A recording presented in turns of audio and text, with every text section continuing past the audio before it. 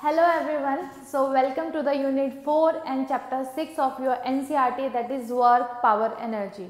तो आज हम स्टार्ट करेंगे वर्क से कि वर्क होता क्या है। तो देखिए, आप फोर्स लगाते हैं और फोर्स से उस पॉइंट ऑफ एप्लीकेशन जहाँ पर आप फोर्स लगा रहे हैं उसकी डिस्प्लेसमेंट हो जाए तो हम कहेंगे कि वर्क हुआ है। मतलब फोर्स तो ज़रूरी है ही वर्क के लिए, पर डिस्प्लेसमेंट होना भी ज़रूरी है, तब तक हम नहीं कहेंगे कि वर्क हुआ है। जैसे आप चाहे पूरे साल कहते रहो कि हम मेहनत कर रहे हैं, पर मार्क्स ना आए तो कोई नहीं मानेगा आपने की भी है। इसलिए ही वर्क में हमें क्या चाहिए, फोर्स भी चाहिए और डिस्प्लेसमेंट भी चाहिए। ठीक है। So work is said to be done when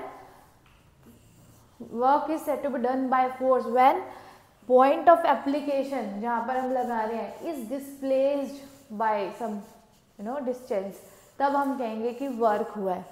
तो हमारे पास अब फोर्स होनी ज़रूरी है, डिस्प्लेसमेंट होना ज़रूरी है, बट एक और फैक्टर है इसमें कि इन दोनों के बीच का एंगल क्या है और कौन सा होगा। अब वर्क देखो, बताओ स्केलर क्वांटिटी है या वेक्टर? स्केलर क्वांटिटी है, क्योंकि हमें वर्क की यूनिट्स क्या होते हैं, लाइक 4 जूल 5 जूल, तो हमें उसके मैग्नीट्यूड से फ़र्क होता है, उसमें कोई डायरेक्शन नहीं होती। तो वर्क क्या है, एक स्केलर क्वांटिटी है। और फोर्स और डिस्प्लेसमेंट क्या है, दोनों वेक्टर क्वांटिटीज़ है। जब दो वेक्टर का मल्टीप्लिकेशन एक स्केलर दे रहा हो तो हम उसे क्या बोलते हैं, स्केलर प्रोडक्ट बोलते हैं, और या फिर डॉट प्रोडक्ट बोलते हैं। ये वेक्टर्स में आता है, जैसे ए एक वेक्टर, डॉट बी, डॉट इनकी मल्टीप्लिकेशन। जब भी दो वेक्टर मिलके स्केलर दे तो क्या होगा, ये कैसे खुलता है, ए का मैग्नीट्यूड, बी का मैग्नीट्यूड और कॉस थीटा आता है उनके बीच में। अब जो दो वेक्टर मल्टीप्लाई करके अगर एक वेक्टर दे तो वो होता है क्रॉस प्रोडक्ट, और वेक्टर प्रोडक्ट भी बोलते हैं उसे। अगर एक वेक्टर दे तो कैसे खुलता है, ये ए बी और साइन थीटा। ठीक है। अब वर्क क्या है हमारे पास, वर्क एक स्केलर क्वांटिटी है। तो यानी कि क्या होगा, फोर्स, डिस्प्लेसमेंट को मैं डी से दिखा रही हूँ, और इनके बीच में एंगल कितना, कॉस थीटा। ठीक है। तो यहाँ पे क्या आएगा, कॉस थीटा। यानी कि अगर मैं इस ऑब्जेक्ट पे इस तरह से फोर्स लगा रही हूँ, ठीक है, तो और ये डिस्प्लेस करके यहाँ पहुँच गया, तो इसका कौन सा वाला कंपोनेंट मैं ले लूँगी, ये वाला एफ कॉस थीटा। मतलब in the direction of displacement जो तुम्हारा कंपोनेंट आता है, so that is F D cos theta.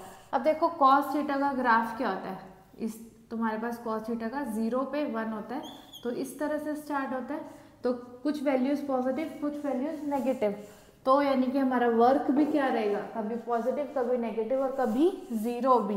That is positive work done कब होगा, पॉजिटिव कब होता है, जब एंगल क्या हो, 0 से 90 के बीच में लाई कर रहा हो, इतना तक क्या रहता है, पॉजिटिव रहता है। तब हमारे पास cos थीटा की वैल्यू क्योंकि क्या आती है, पॉजिटिव आती है। तो हम कहेंगे एक्यूट एंगल जब बना रहा हो तब वर्क डन हमारा पॉजिटिव होता है। और इसकी एग्जांपल क्या हो सकते हैं, मान लो कि मैं एक ऑब्जेक्ट है, कोई भी ऑब्जेक्ट हम ले लेते हैं, ये है टैब, इसको इधर पुश कर रही हूँ और ये इधर ही मूव कर रहा है, यानी कि जहाँ मैं फोर्स लगा रही हूँ वहीं डिस्प्लेसमेंट हो रही है, तो एंगल क्या हो गया, 0 डिग्री। या फिर मैं थोड़ा सा ऐसे कह लूँ, पर बन कितना रहेगा, 30 40 ऐसे बन रहा होगा, तो क्या होगा, तब मेरी डिस्प्लेसमेंट हमेशा क्या आएगी, पॉजिटिव आएगी। नेक्स्ट, नेगेटिव वर्क डन हम कब कहेंगे, नेगेटिव वर्क डन हुआ जब थीटा क्या हो, 90 से लेके 180 डिग्री के बीच में लाई कर रहा हो। 180 डिग्री पे -1 हो जाता है, ये सारी नेगेटिव वैल्यूज आनी शुरू हो जाती है, तब हम कहेंगे नेगेटिव वर्क डन होगा। और नेगेटिव वर्क डन का क्या एग्जांपल हो सकता है, मान लो ये इस स्केच को मैं ऊपर लेकर आ रही हूँ, मैं इधर लेके आ रही हूँ, ग्रेविटी फोर्स कहाँ लगा रही है, नीचे लगा रही है, तो work done by gravity is negative, not by me. मैं जो कर रही हूँ वो पॉजिटिव है, बट ग्रेविटी, मैं इसके अगेंस्ट काम कर रही हूँ, ग्रेविटी नीचे फोर्स लगा रही है, मैं डिस्प्लेसमेंट ऊपर, तो क्या एंगल हो जाएगा, ग्रेविटी यहाँ लगा रही है, मैं ऊपर लेके जा रही हूँ, तो ये एंगल क्या हो गया, 180 डिग्री। 180 डिग्री यानी कि -1, तो क्या आ जाएगा -FD, तो क्या हो गया नेगेटिव वर्क डन। एक और हमारे पास होता है जीरो वर्क डन। एक तो सबसे पहले जीरो वर्क डन तभी कब, जब डिस्प्लेसमेंट ही जीरो। लाइक मैं इस बोर्ड को पुश करी जा रही हूँ पर हिल रहा नहीं है, डिस्प्लेसमेंट कुछ नहीं हो रही है, मैंने अपनी पूरी फोर्स लगा दी, तो क्या होगा वर्क डन जीरो होगा। जैसे एक वेट लिफ्टर अगर पूरी मेहनत करके उठाया जा रहा है बट उससे खिसका जरा भी नहीं वो जो वेट है, तो क्या होगा वर्क जीरो होगा। और एक और केस, जब एंगल हमारा कॉस क्या होता है, क्या एंगल होता है कि कॉस जीरो हो जाता है, मतलब वैल्यू जीरो आ जाती है कॉस 90 पे। तो यानी कि जब फोर्स और डिस्प्लेसमेंट में एंगल 90 हो, लाइक फोर्स यहाँ लग रही हो डिस्प्लेसमेंट यहाँ हो, या डिस्प्लेसमेंट यहाँ हो फोर्स यहाँ लग रही हो, तो क्या होगा 90 डिग्री का एंगल। ऐसा केस कब होगा, लाइक एक कुली है अपने सर पे बहुत बोझ रख के जा रहा है, इसे सीधा चल रहा है, ग्रेविटी कहाँ लग रही है नीचे, वो कहाँ चल रहा है इधर, तो वर्क डन बाय ग्रेविटी क्या हो जाएगा जीरो हो जाएगा। ठीक है, तो ये सारे हमारे पास एग्जांपल्स थे कि कब जीरो हो सकता है, कब पॉजिटिव कब नेगेटिव, तो ये सारे हमारे पास आते हैं वर्क डन के केसेस। अब देखो वर्क डन अगर तुम्हें कंपोनेंट फॉर्म में दिया हो, लाइक फोर्स अलग अलग डायरेक्शन में दी हो एक्स वाई जेड में, एंड ऐसे ही डिस्प्लेसमेंट भी दी हो, तो हम कैसे निकालेंगे, और वेरिएबल फोर्स दी हो तो कैसे निकालेंगे। तो उसके हमारे पास एग्जांपल्स हैं, लाइक तुम्हें अगर फोर्स बोला जाए कि फोर्स जो है वेक्टर है क्योंकि, तो मान लो एक्स डायरेक्शन में कुछ और है, जेड में कुछ और, ऐसे ही डिस्प्लेसमेंट कर दिया हो, तो हमारे पास वर्क डन क्या आ जाएगा एफ डॉट एस। तुम्हें पता है कि आई डॉट आई क्या होता है 1, जे डॉट जे इज 1, के डॉट के is 1, but I dot J is 0।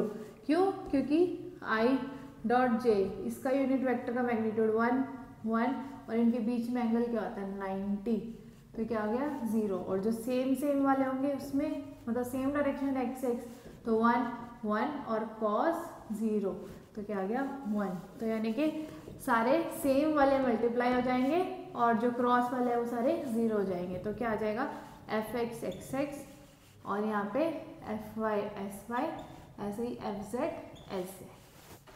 ठीक है, ये तो ये हुआ कॉम्पोनेंट फॉर्म है। अभी इसके एग्जाम्पल ट्राई कर लेंगे। अब अगर तुम्हें वेरिएबल फोर्स गिवन हो, मतलब फोर्स ही वेरी कर रही हो, लाइक मैं एग्जाम्पल देती हूँ एक, तब अच्छा हमें क्या करना पड़ता है, अगर फोर्स वेरी कर रही हो तो हम उसमें इंटीग्रेशन ले लेते हैं। हमारे पास मल्टीप्लिकेशन अगर आ जाता है, हमारे पास एफ और एस है, तो हम क्या करेंगे इनका इंटीग्रेशन लेंगे। लाइक हम डी डब्ल्यू को लिख सकते हैं, हमारे पास क्या होगा एफ डॉट डी एच, ऐसे इंटीग्रेट कर दोगे वर्क डन आ जाएगा, यहाँ पे फोर्स आ जाएगी।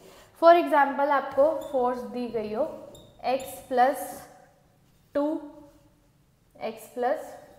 आयोटा इन, मतलब आई डायरेक्शन, एक्स डायरेक्शन में तुम्हें फोर्स है बट वेरिएबल है, एक्स पे डिपेंड है, और डिस्प्लेसमेंट हो गई तुम्हारी फ्रॉम 0 to 2 मीटर, 0 से लेके 2 मीटर तक चल गया, तो हम वर्क डन कैसे निकालेंगे 0 to 2, फोर्स हमारा x प्लस 2 dx। अब इसके साथ क्या आएगा इंटीग्रेशन, x का इंटीग्रेशन dx क्या होता है x स्क्वायर बाय 2, ये फॉर्मूला लगाओगे, यहाँ पे क्या है 1 वैल्यू, तो 1 प्लस 1 2, नीचे 1 प्लस 1 2, और कांस्टेंट के साथ क्या आ जाएगा, यानी कि इसकी पावर 0 प्लस 1, तो यानी कि 2x।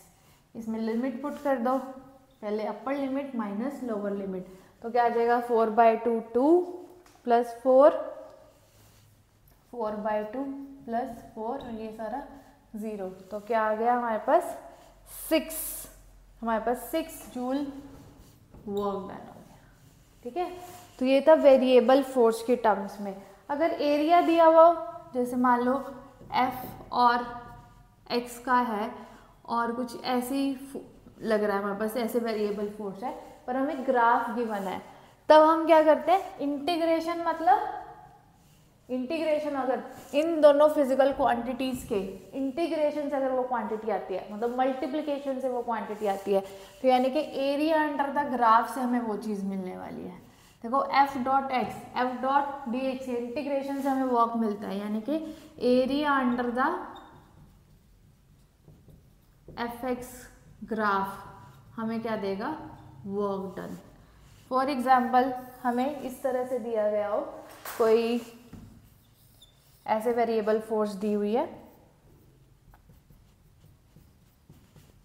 ये है हमारा 5 न्यूटन यहाँ पे फोर्स लग रही है, और यहाँ पे हमारी डिस्प्लेसमेंट हो गई x1 कुछ ले लिया, ये हमने मतलब यहाँ पे वैल्यूज़ ही ले लेते हैं 10, 20, 30, 40, ठीक है।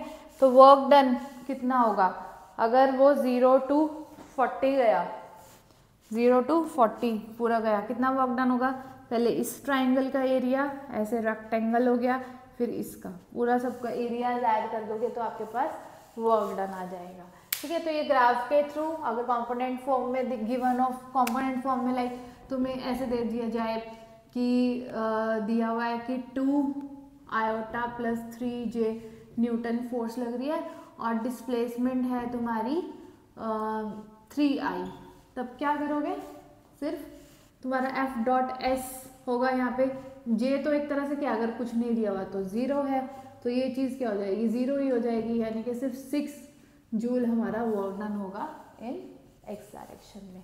तो इस तरह से हम वर्क के एग्जाम्पल्स सॉल्व करते हैं। आगे हम क्या पढ़ेंगे, अच्छा अब तुम्हारे वर्क की यूनिट हमारी जूल को हम कैसे डिफाइन करते हैं, 1 जूल कब हुआ, एफ की क्या होती है, न्यूटन, एस की क्या होती है, मीटर, तो हम कैसे डिफाइन कर सकते हैं, 1 जूल ऑफ वर्क कब डन हुआ, when 1 newton of force displaces by 1 metre distance, तो हम कहेंगे 1 जूल, ये होती है इसकी एसआई यूनिट जूल, और अगर सीजीएस नहीं तो अर्ग होती है, और 1 जूल में कितने अर्ग होते हैं, 10 to the power 7 अर्ग्स होते हैं, ठीक है। तो ये सारा था वर्क। अब हम आगे करेंगे कि हमारे पास पावर क्या है, एनर्जी क्या है।